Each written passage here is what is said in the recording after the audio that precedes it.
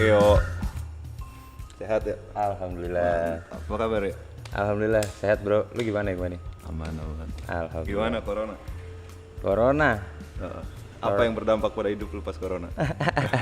Corona berdampak kalau dari segi hidup gue bisnis agak down pasti ya. Itu udah pasti gitu. Tapi alhamdulillah dari bulan Mei sampai sekarang udah mulai normal lagi. Normal lagi. Masuk new normal juga nih bisnis. Sekarang lu fokus motor doang kan?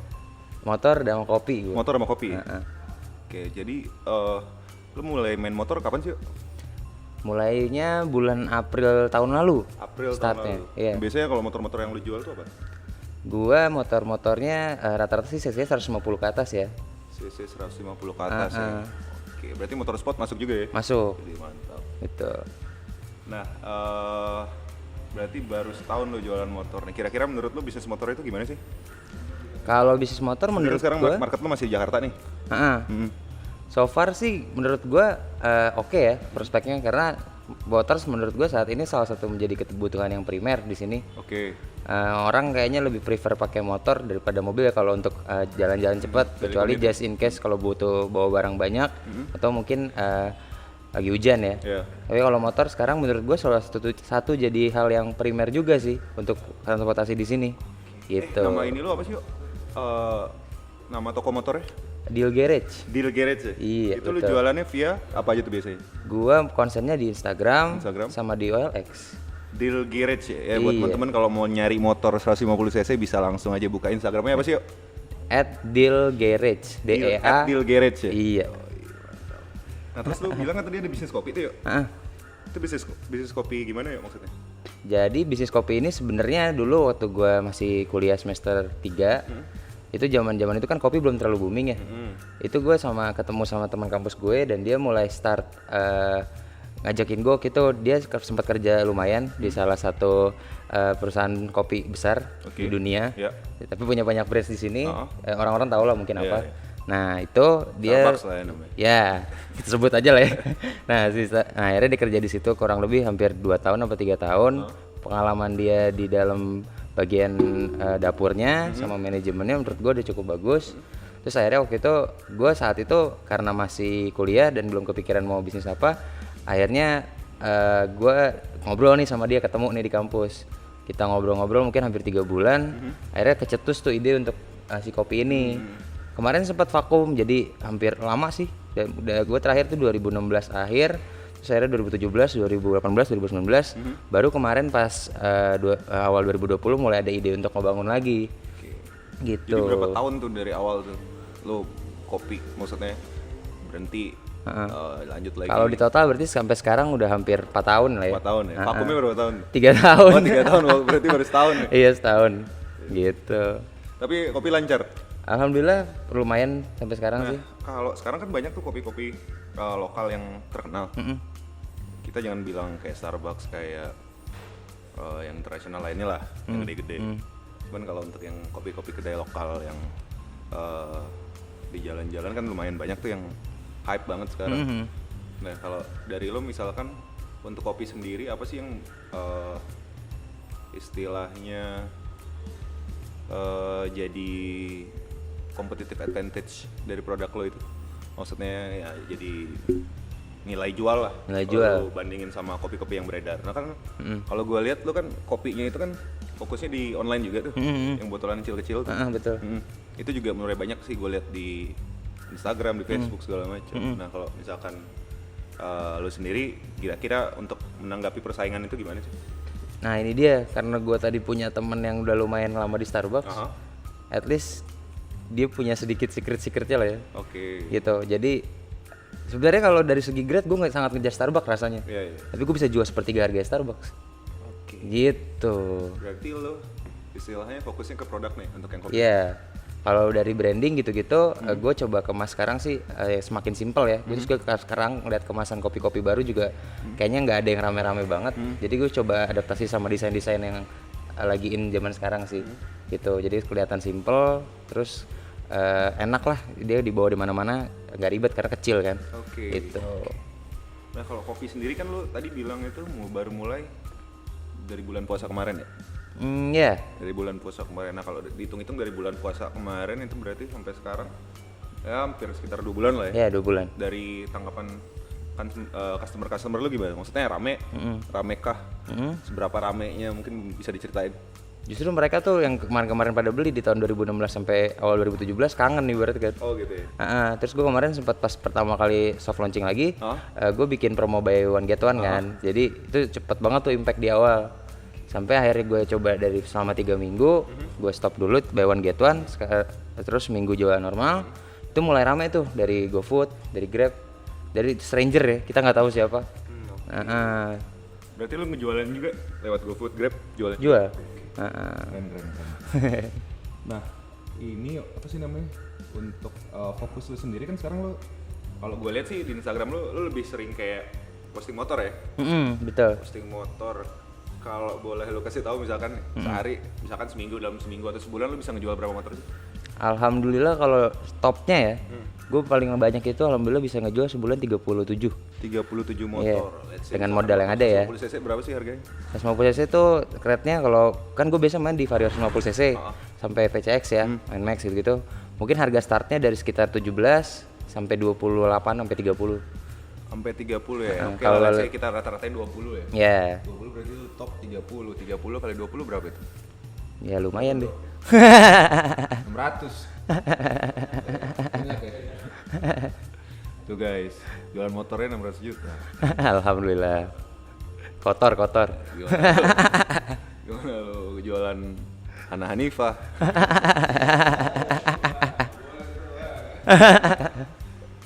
Aduh, mantap. Nah kan sekarang kalau gue lihat lu udah bisnis motor udah lancar lah selama setahun ini. Untuk bisnis kopi mungkin baru jalan 3 bulan, cuman gue yakin lah maksudnya dengan kalau lu misalkan fokus ke produk bakal lebih oke lah. Apalagi kan kalau lu ngincer namanya grade-nya Starbucks kan. Dengan harga yang sepertiga yang lu bisa tawarin. Iya, betul. Nah, boleh ceritain gak sih maksudnya perjalanan lu membangun usaha? Umur lu berapa sih sekarang? Tahun ini gue baru aja 26. 26 ya? Oh, bareng gue berarti. Lu berarti mulai bisnis kopi itu Itu kuliah semester 1 ya. Semester 1. 4 tahun yang lalu ya. Semester 1 4 tahun yang lalu. 21 lah. 21 ya? Ya, 21 mau ke 22. Total lu udah ngejalanin bisnis itu hampir 5 tahun ya? Iya, betul. Nah, hampir 5 tahun ini, selama 5 tahun ini dari kopi ke motor, ada nggak sih maksudnya proses yang harus lu laluin? Kayak misalkan lu pernah ganti bisnis, pernah jatuh atau segala macamnya. Boleh ceritain yuk? Boleh. Buat inspirasi juga buat teman-teman yang nonton nih. Jadi dulu itu gue sempat kuliah, jujur aja kuliah gue agak nakal ya. Nakal dalam arti kata harusnya orang normal 4 tahun, gue jadi 5 tahun. Gue sempat ngambil 1 tahun cuti kuliah gue. Waktu itu bokap sempat kayak joinan bisnis gitu sama orang di mobil. Showroom mobil di daerah Pondok Gede. Nah itu gue ibaratnya bokap cuman ngasih modal, itu sama dia kerjasama, gue disuruh ke situ tuh tiap hari nyari-nyari barang, belajar lah gue di situ banyak. Ternyata setelah berjalan hampir setahun, lebih tepatnya orangnya kurang jujur sih, gitu menurut gue. Jadi hal-hal yang kecil yang harusnya dibilangnya berapa, itu sama dia di markup. Jadi gue suka menemukan hal-hal yang gak jujur lah. Kayak misalkan belanja gitu. Iya, kayak gitu-gitu. Kan namanya kita partner, otomatis gue percaya lu percaya gue ya. Buka lah. Tapi pas udah ngelihat yang kayak gitu, itu pas 6 bulan pertama lancar tuh. Pas lewat dari 6 bulan, akhirnya mulai kelihatan tuh kan asli-aslinya lah gitu kan. Akhirnya gue putuskan waktu itu daripada bokap makin gak bener, makin merugi, akhirnya gue take out tuh modalnya. Gue take out modalnya, terus akhirnya baru tuh ide kopi mulai. Itu sambil gue kuliah kan.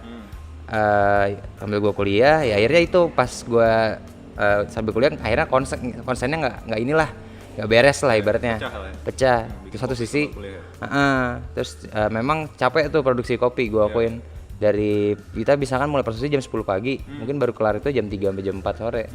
Waktu itu zaman itu mungkin satu hari orderannya udah sekitar 30 sampai 50 botol. Ya lumayan lah waktu itu. Lumayan. Kuliah. Terus akhirnya ya itu tadi karena gue akhirnya nggak fokus sama kuliah gue waktu itu kan sempat kuliah sebelum gue kuliah di London School tuh gue sempat kuliah di BINUS, tapi cuma berjalan 2 tahun. Akhirnya gue berpikir lah di situ, daripada gue nggak mau lah gagal lagi di kuliah gue dan nggak mau biar orang tua nggak terbebani lah. Akhirnya gue memutuskan udah gue fokus kuliah dulu. Terus teman gue yang jadi partner gue itu fokus ke kerja juga. Berarti lo dulu kuliah sempat pindah nih? Sempat pindah. Dua kampus gue. Dua kampus ya? Kuliah pertama di Binus. Binus berapa tahun tuh? Binus cuman setahun, 2 semester. 2 semester. Pindah ke? Akhirnya pindah ke London School gue. LSPR? Berapa, itu pindah atau ngulang lagi dari semester? Ngulang dari level 1. Soalnya beda jurusan. LSPR bukan banyak cewek? Banyak, seger. Jadi temen lu banyakan ceweknya? Temen gue di LSPR banyakan cewek pada cowok. Jujur. Pilihan tepat sih ya, kalau gue lihat. Nah terus yuk balik lagi ke bisnis yuk. Siap. Nah untuk habis kopi itu? Apa? Tuh vakum tuh. Proses berapa lama, kayak misalkan lu mulai dari start segala macam? Prosesnya itu berarti kan gue berarti di tahun awal 2017. Nah itu sampai 2020 tuh teman gue tiba-tiba gak tahu tuh on fire lagi dia kan. Terus gue ngobrol lagi sama dia, terus kita kayak visi misi kita yang lama kita satu-satuin sambil kita coba cari ide-ide baru yang mungkin lebih fresh ya. Dari sisi kemasan, dari segi logo gue rapihin semua lah. Zaman itu gitu akhirnya. Yang sebelumnya kurang bagus mungkin menurut gue saat ini lebih better lah dari segi tampilan, terus dari segi rasa, terus akhirnya gue putusin ya kopi ayo deh jalan lagi gitu loh. Akhirnya brandingnya kita bikin lagi dari nol, kita bangun lagi pelan-pelan sampai alhamdulillah akhirnya sekarang bisa berjalan normal lagi gitu. Nah selain bisnis kopi sama motor itu sebelum-sebelumnya selain sebelum mobil ya berarti kan lu ada bantuin bokap dulu nih jualan mobil betul. Bisnis kopi kan. Nah antara bisnis kopi selama bisnis kopi vakum itu lu ada ngejalanin bisnis lain gak sih? Ada, gue sempet jualan oli. Jualan oli? Jualan oli? Oli mobil. Oli mobil? Gimana tuh ya prosesnya? Kalau oli mobil sih jujur itu gue ngambil gudangnya dari pabrik-pabrik resmi juga. Jadi akhirnya gue itu tergantung sama mereka lebih tepatnya. Karena kan gue jualan produknya mereka. Akhirnya ketika ada trouble atau apa di internalnya mereka, gue pasti kena imbasnya dong. Kayak kemarin lagi corona sempat gue gitu udah megang hampir sekitar yang oke ya, dan yang deal tuh ada sekitar 5 bengkel sama gue. Tiap bulan itu gue supply oli ke dia sekitar 20 karton. 20 karton, satu karton berapa tuh? Beda tergantung lah. Kalau misalkan kita ngomong brandnya Pertamina mungkin harganya dari 130 sampai 150.000 satu piece, berarti 600.000 lah ya anggap. Kalau Shell mungkin waktu itu yang laku kan X7. Nah yuk, tadi kan lu bilang lu udah supply ke 5 bengkel tuh ya? Nah kalau sekarang berarti lu masih ngejalanin oli juga nggak? Sementara karena gudangnya lagi lockdown, jadi gue juga nggak bisa. Itu tadi kan karena kita jualin barang orang, akhirnya kita tergantung sama mereka semua kan. Akhirnya ya udah berhenti dulu nih sementara ini. Gitu. Berarti lu fokus ke kopi sama motor dulu saat ini. Betul. Kopi lu apa sih namanya? Kabaret Coffee. Kabaret Coffee, ada Instagram nggak? Ada @kabaret coffee. @kabaret coffee itu guys, dicoba guys. Kopi Starbucks harga sepertiga. Kalian bisa coba ya. Namanya Kabaret Coffee. Cari aja di Instagram kabaret.coffee apa kabaret coffee? Kabaret Coffee nyambung. Nyambung ya? Oke, mantap. Harusnya tadi dibawa di sini ya. Gue lupa tuh tadi. Gue lupa. Kira-kira pas ngejalanin semua bisnis yang lo jalanin, ada ini nggak? Ya, kayak misalkan apa sih kisah-kisah yang bikin tragis lah istilahnya. Ada lah misalkan pasti lo lah ya. pernah tipu atau segala macam gitu. Itu pasti perjalanan hidup lo lah. Oke. Di bisnis tuh pasti selalu ada aja lah yang kayak gitu-gitu ya. Tapi ya sebenarnya sih kalau menurut gue tergantung kitanya ya, bagaimana kita memahami kondisi dari yang maksudnya kita lagi kurang bagus nih misalkan. Entah kita bisa ambil hikmahnya atau misalkan memang ada pelajaran tersendiri gitu. Tapi gue percaya pasti insya Allah orang baik ketemunya orang baik lagi. Jadi kalau lo emang ketemu orang yang gak baik, ya memang itu mungkin buat pelajaran buat lo. Yang pernah gue rasain ya. Jadi gue dulu pas motor ini gue sempat punya kasarnya nih yang orang yang bawa gue lah yang buat supply barang nih. Kasarnya nih kan dulu kan gue buta nih mau di motor nih. Gue kan base-nya kan ngejalanin si motor ini kan karena gue hobi kan. Gue emang hobi suka naik motor. Dan akhirnya gue dibawa kan sama dia ke tempat gue biasa ngambil motor nih. Nah akhirnya pas dibawa sama dia, tadinya gue sempat sharing gitu profit sama dia. Jadi tapi modal dari gue semua, kita sharing sekitar 70-30. Oke. Nah, waktu 70 lo, 30. 70-30 dia. Oke. Tapi akhirnya setelah 6 bulan gue merasa kok nih orang kayak kita ngomong ya mulai trouble lah gitu. Iya. Jadi kayak jadi kok lama-lama semuanya nggak dikerjain secara bareng-bareng gitu loh. Jadi literally dia cuma kasarnya gitu. Terus misalkan motor masuk nih, seret. Terus yang kayak buat detailing, terus buat ini, gue punya anak gue emang suka gue panggil kan kayak freelance gitu, buat ngedetailing, buat ngerjain motor. Nah akhirnya ibaratnya pas awal-awal nih orang ini dia bantuin gue banget nih tiap hari lah gitu. Akhirnya pas sudah mulai sini jalan 6 bulan mulai nggak jelas tuh dia. Jadi cuma literally misalnya ke rumah gue, kita berangkat bareng, pulang dia langsung pulang. Jadi itu motor nggak diurusin sama sekali sama dia. Pas sudah berjalan 6 bulan akhirnya ya gue ngobrol lah gitu. Gue kan tipikal orangnya nggak mau langsung lu gini nih gitu. Nggak, sudah 6 bulan gue ngobrol lah, gue evaluasi sama dia, gue saling eval sama dia. Terus dia waktu itu beralasan dia harus ngurusin anaknya gitu. Oke, itu memang bener harus ngurusin anak gitu. Tapi kan ya maksud gue lo harusnya bisa bagi waktu lo di sini gitu loh. Entah lo mungkin punya alternatif misalkan entah lo pakai membantu gitu loh si anaknya ini gitu ya. Atau dan menurut gue juga dia kan istrinya kerja, makanya dia nih si bapaknya ini yang teman gue ini, nah dia lebih sering ngurusin anaknya kan di rumah. Katanya dia ngomong sama gue dia pernah trauma sama pembantu, anaknya pernah nggak diurusin gitu kan. Akhirnya ya udah di situ dia kayak sempat kayak nggak enak gitu ngomongnya. Jadi kayak misalkan lu sekarang udah gue bantuin terus lu ngelepas gue ya gitu, kayak kesannya kayak gitu.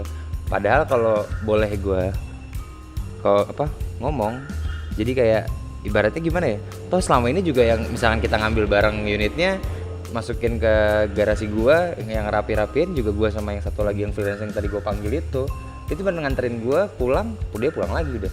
Jadi kasarnya di situ gua agak mempertanyakan gunanya lu apa ya? Gitu, wajar dong, gitu loh. Karena modal semua dari lo ya? Modal dari gua. Oke deh. Gitu. Nah yuk, paling diskusi kita cukup sampai segini sih yuk. Oke. Karena keterbatasan waktu juga. Oh oke. Siap. Nah thank you banget nih buat datang, sukses terus buat Amin. Garage sama Kabaret Coffee ya. Iya, thank you. Buat teman-teman sekalian, semoga diskusi ini bisa menginspirasi. Nih, jualan motor bekas, untungnya 600 juta sebulan. Alhamdulillah. Ya. Oke yuk, thank you ya. Thank you bro.